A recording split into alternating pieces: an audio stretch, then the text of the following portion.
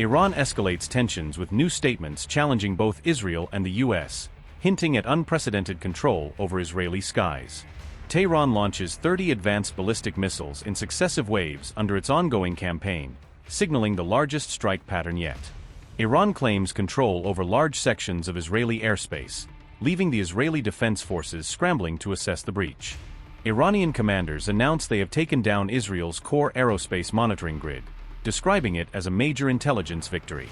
The Iranian military says its new missiles, carrying massive 1 to 2 ton warheads, have successfully hit predetermined strategic sites.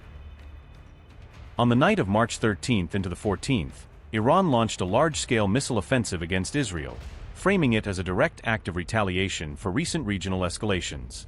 The Islamic Revolutionary Guard Corps reported that 30 super-heavy ballistic missiles were launched, aimed at what it described as critical military and strategic installations across Israeli territory. Iranian commanders asserted that the barrage successfully dismantled parts of Israel's aerospace monitoring infrastructure, calling it a major blow to the nation's defense network. Following the strikes, the IRGC announced that the scale and precision of its operation had allowed Iran to assert control over a significant portion of Israel's airspace, at least temporarily.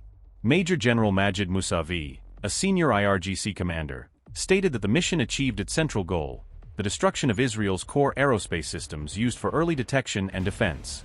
Speaking to Iranian media, Mousavi declared that a considerable area of Israeli airspace had fallen under Iranian observation and control, describing it as a turning point in the ongoing conflict. IRGC commander, Brigadier General Seyyed Majid Mousavi posted on X, saying, 30 super-heavy ballistic missiles, carrying warheads weighing between 1 and 2 tons, have been fired at specified targets in the occupied territories on the Night of Destiny, which was observed on Thursday night in Iran. The operation has successfully disrupted and destroyed key aerospace monitoring and surveillance systems of the regime. As a result of this operation, a considerable part of the regime's airspace is now under our control. Iran confirmed that the missile barrage formed waves 45, 46, and 47 of its ongoing Operation True Promise 4, marking one of the most sustained offensive phases of the campaign. During the 45th wave, Iranian forces reportedly used cluster munitions to strike central Israel, damaging at least 3 sites identified as military or logistic installations. The 46th wave followed with coordinated missile and drone assaults on Tel Aviv, Rishon LeZion, and Shoam, targets the IRGC said were chosen for their operational significance. In the 47th and latest wave, Iran expanded its reach, reportedly hitting positions across the Negev Desert, Bir al-Sab, the Nevatim Air Base, and the city of Lod.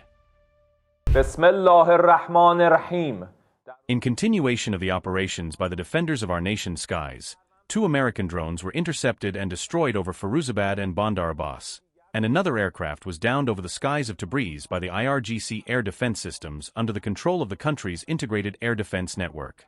The total number of destroyed drones so far has reached 112 of various types: combat, surveillance, and suicide drones. Backed by the sincere support of the Iranian people, in response to the Supreme Leader's first call and the astonishing turnout in the Quds Day rallies, as well as the bravery of the soldiers of the Islamic Republic of Iran's army, the aerospace and naval forces of the IRGC, together with Hezbollah, successfully launched the 45th wave of Operation True Promise 4 on Friday night with the blessed code, O Lord of the Age, against American Zionist enemy targets. In this operation, solid-fuel Khyber-Sheikh and precision-guided missiles and swarm formations of combat drones were launched toward enemy objectives. The destruction of Zionist Northern Command infrastructure and the gathering sites of American forces, after prior warnings to withdraw from the region, were among the most critical strategic goals designed for this operation. To achieve these objectives, centers in Haifa, Caesarea, the Zarif and Shlomi settlements, as well as the Holon military-industrial complex, were targeted by IRGC Aerospace Force's drones and missiles. Gathering sites of American occupying forces, following warnings to leave the area, including bases in Al-Dufra and Erbil, were identified and subjected to heavy missile and drone strikes by the IRGC Navy and the Army of the Islamic Republic of Iran.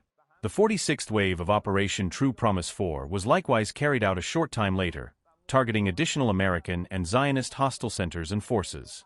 As part of the mission to hunt down criminal Zionist and American commanders, 10 hideouts and accommodations within the occupied territories, and 3 gathering and concealment sites of American personnel in the region, were precisely identified and struck. In this operation, 7 sites in Tel Aviv, 2 in Rishon LeZion, and 1 in Jerusalem within the occupied territories, as well as 3 American command posts in King Sultan, Victoria, and Erbil bases, were hit by missile and drone attacks. The day is not far when the Quds Day rallies will turn into a march toward Al-Quds itself. By God Almighty's will, Muslims worldwide will soon pray in Masjid al-Aqsa.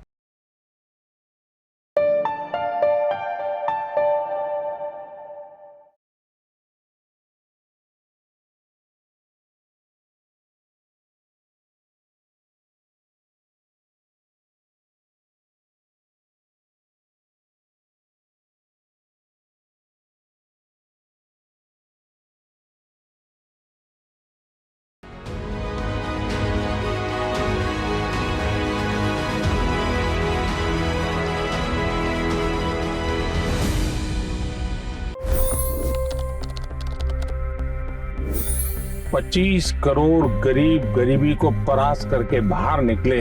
For the good of our nation, let's work together and let's truly make America great again. The fastest news breaks. Requested PM saying that we will have to speak to Putin and to Zelensky. The biggest news makers. The relationship with India is probably the most important bilateral relationship the U.S. will have for the rest of this century. The capital delivered quite an election result today. Expert analysis. The million-dollar question today is how to stop this dance of death. Ground reports. I'm standing at the crossroad of the Kumbh Mela. Behind me are more than 100 entry guards. Long-form interviews. Exclusionary politics is reflected in Manipur case as well. You don't bother because this is a small state. Deep dive into burning issues. It's often said DRC could be the richest country in the whole world. It's because of what sits underneath. Why exactly did the US topple the Sheikh Hasina government? HD videos. We don't just break news, we break it down.